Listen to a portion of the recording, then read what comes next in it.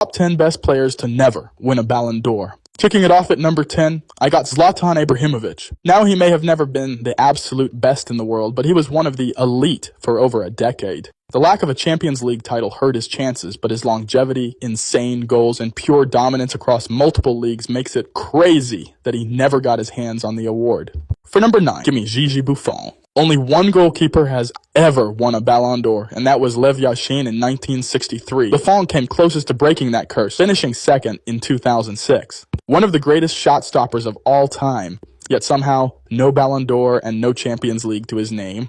At number 8, I'm going with Dennis Bergkamp. A magician on the ball, Bergkamp finished top 3 twice in the late 90s, but never took home the trophy. Silky smooth, clinical, and creative. He was a footballing artist who somehow never got the sport's biggest individual prize. Coming in at 7, I got Frank Ribéry. In 2013, he led Bayern to a treble, was arguably the best player in the world, and still only finished 3rd behind Messi and Ronaldo. Even Ribéry himself called it a robbery, and honestly, he might have a point. At number 6, give me Robert Lewandowski. He should have had it in 2020, but the ceremony was canceled due to COVID. The next year, he put up 69 goals and still lost out to Messi, one of the greatest strikers ever, but his Ballon d'Or case will always be a what if. For number 5, I'm taking Luis Suarez. In the 2013 and 14 season, he carried Liverpool to within touching distance of a Premier League title and was unstoppable at Barcelona, winning the European Golden Shoe and dominating La Liga. But playing alongside Messi meant he never got the credit, or the Ballon d'Or. Sliding in at 4, I got Thierry Henry. The 2003 Ballon d'Or snub is one of the worst ever. He was the most productive player in Europe, yet somehow lost to Pavel Nedved, a World Cup winner,